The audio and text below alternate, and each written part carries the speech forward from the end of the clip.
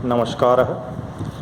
आचार्य द्वितीय खंडे साहित्य चतुर्थ प्रश्नपत्रे विशेष कवि माघे इदानीं यह प्रतिपाद्य विषय प्रचलति अत्र अध्यापने माघस्य राजनीतिज्यता इति। अस्य प्रथमः भागः पूर्वं पाठितः, इदानीं द्वितीय भागः पाठ्यते। अस्य बिंदु प्रथमम् अस्ति शक्तित्रयं, राजनीतौ शक्तित्रयं भवति। माघमतानुसारं प्रभावोत्साह मंत्र शक्तिभिः संपन्नः राजा एव विजयी भवति।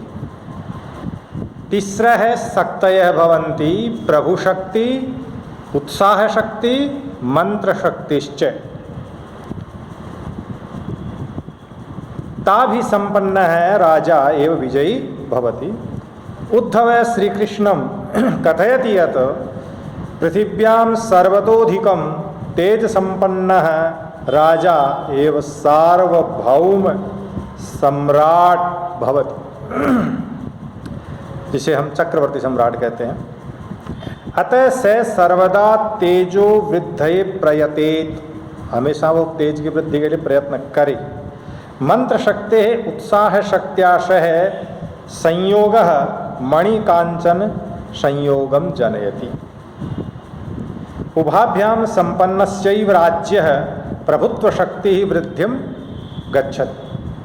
तदुक्तं तेन केन उद्धवेन प्रज्योत्साहवत स्वामी यतेता धातुमात्मनि तौ हि मूलमुद्दिश्यन्त्या जिगीषोरात्मसंपदः। ये दूसरे सर्ग का 76वां श्लोक है। तो यही बात जो ऊपर बताई वही उसी का ये पद्यवत है।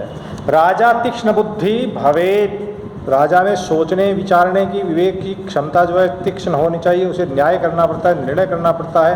निर्णय कड़वा भी हो सकता है, मीठा भी हो सकता है। राजा को हर परिस्थिति में तैयार रहना पड़ता है। यतो ही तीक्ष्ण बुद्धि एव कर्तव्या कर्तव्यम सुष्ठु निर्णयति।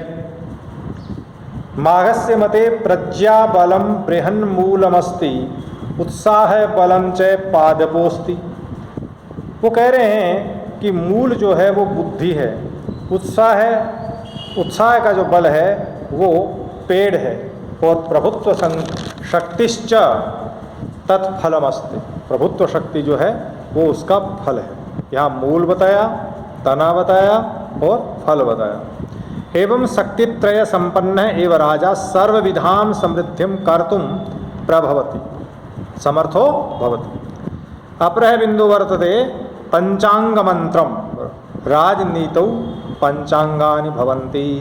राज्य है कार्यसिद्धये पंचांग मंत्रणा अत्यावश्यकी वर्तते।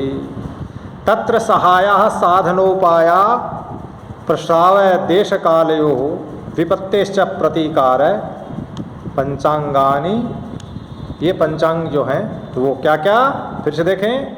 सहायः साधनोपाया, राजा के पास सहायक होने नितांत आवश्यक हैं। फिर उसके साधन के उपाय, जिस साध्य को हम सिद्ध कर रहे हैं उसको साधित करने के लिए साधन चाहिए, तो राजा उन साधनों का उपाय करे। देश और काल के अनुसार संधि और विग्रह करे। राजा को जरूरी है कि समय और स्थान दोनों का निर्धारण पहले कर ले कि अपने अनुकूल कौन सी वस्तु है, कौन सा स्थान है, कौन सा समय है। तो देश काल का विभाग निर्णय। विपत्तेश्च प्रतीकार, निश्चित रूप से हम कोई कार्य करेंगे, खास तौर से आक्रमण करेंगे तो विपत्ति आएगी। तो विपत्ति में हम उसका प्रतिकार कैसे करेंगे, उससे हम जूझेंगे कैसे, उससे हम बचेंगे कैसे, तो प्रतिकार भी होना चाहिए। और अंतिम है कार्य सिद्धि। ये 5 अंग राजनीति में कहे गए। महाकविर माघस्य मते राज्य सर्वेषां कार्याणां सिद्धि पंचांग मंत्रणया एव भवति। 5 मंत्रणों, जो मंत्रणाएं हैं, 5 प्रकार के जो मंत्र हैं उनके द्वारा सिद्ध होती है। राजा को इनके अनुसार कार्य करना चाहिए। तन्मते राज्य कृते सहायादि पंचांगेभ्य भिन्नो अन्य कश्चित उपाय कार्य सिद्धये न। इन 5 उपायों के अलावा, 5 जो अंग हैं उनके अलावा छठा कोई नहीं है। जिस प्रकार बौद्ध दर्शन में 5 स्कंध है, रूप स्कंद, विज्ञान स्कंद, संस्कृत स्कंद आदि, उसी प्रकार यहाँ ये राजनीति में 5 अंग हैं। इसी को समझाते हुए वे कह रहे हैं, सर्वकार्य शरीरेषु मुक्त्वांग स्कंध पंचकम सौगता नामिवात्मान्यो नास्ति मंत्रो महीभृताम। जिस प्रकार सौगतानाम बौद्धानाम कृते केवलम पंचांग पंचस्कंधम एव भवति तथैव राजनीतौ ते पंचांगम परिपालयन्तु महीपतयः। तो राजाओं के लिए 5 अंग हैं, उनकी परिपालना करनी चाहिए राजनीति के। बौद्धों के 5 स्कंदों की तरह, वो छठा स्कंद नहीं मानते। तो मंत्र गुप्ति अगला बिंदु है। मंत्र गुप्ति, मंत्रणा जो है वो गुप्त रहनी चाहिए। अगर वो बहुत समय तक मंत्रणा बनी रही तो उसके फूट जाने का, बाहर निकल आने का ये खतरा रहता है। तो राज्याम कृते मंत्र गुप्ति अतीवतराम महत्वम धत्ते धारण करती है। बलराम है श्री कृष्णम अवोचत। बलराम श्री कृष्ण को कहते हैं कि हम जो मंत्रणा कर रहे हैं युद्ध तत्काल करना चाहिए। अगर युद्ध का निर्णय करें, थोड़े चुपचाप रह गए तो हमारी मंत्रणा फूट सकती है, इसलिए तत्काल उसका परिपालन करना चाहिए। निर्णय कर लिया तो तत्काल उसकी पालना हो। तो उद्धव बलराम जो है श्री कृष्ण के प्रति कह रहे हैं, यत विहिता विहितायाम मंत्रणायाम कर्तव्य कर्मणि विलंबो न कार्यम। विलंब नहीं करना चाहिए। यतो ही कदाचिन मंत्र भेदे शत्रु रहस्यम विज्ञाय सावधानताम ब्रजेत। कहीं मंत्र के फूट जाने से, मंत्रणा हमारी बाहर लीक हो जाने से हमारे जो शत्रु हैं वो सावधान हो जाएं और हम पर ही पहले आक्रमण कर दें, कहीं ऐसा न हो। इसलिए जो निर्णय हम करते हैं उसकी तत्काल पालना हो। तो आगे कह रहे हैं, इसीलिए वो कहते हैं बलराम जी, मंत्रो योध इवाधीर सर्वांगै संवृतैरपि चिरम न सहते स्थातुम परेभ्यो भेद शंकया। ये कह रहे हैं कि मंत्र जो है वो बड़ा अधीर है, धैर्य नहीं उसमें। वो मंत्रणा हो गई तो वो मंत्रणा बाहर निकल सकती है। तो सर्वांगी संवृतैरपि, संपूर्ण अंगों के द्वारा हमने लाख जतन किए उसको छिपाने के लिए, उसके बावजूद उससे संवृत होते हुए भी कभी न कभी वो फूटने का उसका डर रहता है। परेभ्य शत्रुओं के द्वारा उसकी भेद की आशंका बनी रहती है। वो मंत्र अधिक समय तक गोपनीय नहीं रहता, इसलिए हमें निर्णय करने पर उस मंत्रणा की तत्काल पालना करनी चाहिए। उसको गोपनीय रखने की गुंजाइश ज़्यादा नहीं। तन्मते राज्याम कृते मंत्र गुप्ति अभेद्यम कवचम अस्ति। अभेद्य कवच है। मंत्रणा अभेद्य तब तक है जब तक वो बाहर ना आए, और बाहर अधिक काल तक रुकेगी नहीं, बाहर आएगी। इसलिए मंत्रणा का गोपनीय होना बहुत ज़रूरी है। जब तक उसकी परिपालना नहीं की जाए, व्यवहार में नहीं उतारा जाए। शत्रु स्थिति ज्ञानम, शत्रु की स्थिति का ज्ञान ये अच्छी तरह से कर लेना चाहिए। किसको? विजिगीषु राजा को। तो कह रहे हैं माघ मतानुसारम विजिगीषो हो राज्य कृते आवश्यकम अस्ति यत असौ शत्रु हो बलावलम परीक्ष्य पर राष्ट्र विषये स्वीयाम नीतिम निर्धारयेत। दूसरे राष्ट्र के प्रति विदेश नीति जो उसकी है, दूसरे देश के प्रति, वो उसके बल और अबल को, यानी उसकी कमजोरी क्या है और उसका बल क्या है, इसका अध्ययन करके ही उसको अपनी नीति निर्धारण करना चाहिए। माघ मते केचन राजनीतिज्ञाः वृद्धिम गतायाम शक्तौ शत्रुम उपरि यानमुचितं मन्यन्ते। केचन राजनीतिज्ञाः, माघ कथयति, केचन राजनीतिज्ञाः वृद्धिम गतायाम, स्वयं की वृद्धि होने पर शत्रु जो है उस पर वो क्या करते हैं? यान करते हैं, प्रस्थान करते हैं, युद्धादि करते हैं, ये उचित मानते हैं। केचन, कुछ जो है वो कहते हैं विपदग्रस्त शत्रु जब विपदग्रस्त हो जाता है, विपत्ति में आ जाता है, उस समय यान यानी आक्रमण करना, यान का अर्थ है आक्रमण करना, विग्रह करना जो है उचित है। उचितम मन्यन्ते। केचन विद्वांस है केचन राजनीतिज्ञाः शत्रु विपत्ति काले विपदग्रस्ते शत्रु यानम उचितम मन्यन्ते। अतएव बलराम कथयति जरासंधवधात, वो कह रहे हैं कि जरासंध के वध हो जाने से शत्रु पक्ष जो है शिशुपाल का, वो इस समय कमजोर है, आपत्तिग्रस्त है, उसके वियोग में, उससे संतप्त है, शोक में है। ऐसी स्थिति में हमें उस पर आक्रमण करना चाहिए। जरासंध वधात विपदग्रस्ते शिशुपाले यानम उचितम अस्ति। परम उद्धव एतन नानुमन्यते। उद्धव इस बात को नहीं मानते, उनका पक्ष सुन ले, वो कुछ और कह रहे हैं। कथयति च श्रीकृष्णम यत् शिशुपालस्य नैके सहायाः सन्ति, उसके कई सहायक हैं, उनके बावजूद जरासंध एक का वध हुआ है, अन्य तो जीवित है, उसका पक्ष अब भी हल्का नहीं है। अन्यच्च गजाश्वादिना उपकृत बाणासुरोपि शिशुपालस्य पक्षधरोस्ति।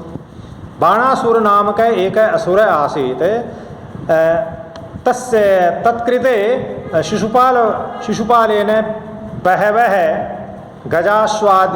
गजाश्वाः प्रदत्ताः सन्ति शिशुपालेन, तस्मात् कारणात् उपकृतः बाणासुरोपि शिशुपालस्य पक्षधरः वर्तते। कालयवनादयः अन्य नृपः अपि शिशुपालम अनुगमिष्यन्ति, वे भी शिशुपाल का अनुगमन करेंगे। कालयवन एक विदेशी आक्रांता था और वो भी शिशुपाल के द्वारा, शिशुपाल के पक्ष का पक्षपाती है, क्योंकि वो श्री कृष्ण से विरोध करने वाला है। अतः काल यवनादय अन्येपि शिशुपालम अनुगमिष्यन्ति, तेन शिशुपालः सुजयः नास्ति। यतो ही महत् सहाय तुच्छो भी कार्यान्तम गच्छति, बड़े आदमी की सहायता के कारण तुच्छ व्यक्ति भी कार्य संपन्न कर लेता है। यह बात वो लिखते हुए कहते हैं कि उद्धव जी के बृहत् सहाय कार्यान्तम क्षोदियान्नपि गच्छति, संभूयाम्बोधिमभ्येति महानद्या नगापगा। दूसरे का 16वां श्लोक है, उद्धव यहाँ वक्ता है, वो कह रहे बृहत् सहाय है कार्यान्तम क्षोदियान्नपि गच्छति।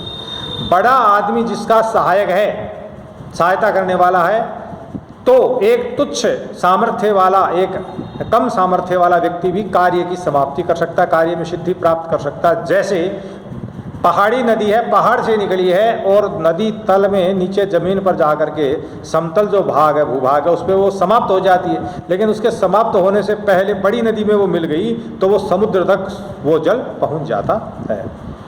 अतः भवता श्री कृष्णेन अधुना युधिष्ठिरस्य राजसूय यज्ञाय एव प्रस्थानं विधेयम्, वही करना चाहिए। संप्रति शिशुपाले आक्रमणे कृते सति सर्वम राजकम क्षुब्धम भविष्यति, सारा राजकुल आपका विरोधी हो जाएगा, क्योंकि विरोध करने का कोई कारण नहीं, शिशुपाल आक्रमण करने का कोई कारण नहीं है, विशिष्ट कारण नहीं। अन्यच्च युद्धग्रस्तेषु राजसु युधिष्ठिरस्य यज्ञोपि साफल्यम नाधिगमिष्यति, अगर राजसु राजाओं में युद्धग्रस्त हो जाएंगे राजा, तो युधिष्ठिर का राजयज्ञ जो है, राजसूय यज्ञ, वो भी समाप्ति को निर्विघ्न समाप्त नहीं होगा, उसमें विघ्न आ जाएगा। अतः तेपि अस्मत् खिन्ना भविष्यन्ति, वो भी हमसे नाराज हो जाएंगे, वो कहेंगे कि इसी समय इनको युद्ध करना था क्या हमारे यज्ञ के समय, तो यज्ञ जो है उसकी अवधि तक हम शांत रहें, ये सलाह दे रहे हैं। कौन? उद्धव। अनेन प्रसंगेन माघस्य राजनीति ज्ञान विषयकम गूढ़त्वं प्रकटी भवति, माघानुसारम नृपेण शत्रुमुपरि सहसा आक्रमणम न कार्यम। माघ कह रहे शत्रु पर अकस्मात आक्रमण नहीं करना चाहिए, पहले उसका बलाबल देखना चाहिए। स प्रथमम चराणाम माध्यमेन शत्रु बलाबलम विजानियात, तो पहले गुप्तचरों के माध्यम से उनके बल और अबल को जाने, तब करे। चराणाम माध्यमेन राजा जानाति यत कह शत्रु सहज कश्च प्राकृतश्च, तेन च ताभ्याम से कथम वर्तितव्यम इति निर्णयति। शत्रु तीन प्रकार के होते हैं, तीन प्रकार के मित्र होते हैं। एक सहज शत्रु, सहज मित्र, एक कार्य से शत्रु, कार्य से मित्र, और तीसरा जो है वो जन्मजात। तो सुनिए, तो कृत्वा कृत्य विदस्तीर्थे स्वंत प्राणिधय पदम विदांकुर्वन्तु महत स्थलम विद्विषंभषः। जिस प्रकार जल में नीचे उतरने से पहले उसकी गहराई की जानकारी कर लेना चाहिए, जिसको तैरना नहीं आता और जल की गहराई का भी अंदाजा नहीं है तो व्यक्ति डूबकर मर जाता है जलाशय में, उसी प्रकार राजनीति कहती है कि सामने वाले पक्ष के पूरे बल अबल कमजोरी सब चीज़ों की जानकारी करके ही उसके साथ व्यवहार करना चाहिए। नमस्कार।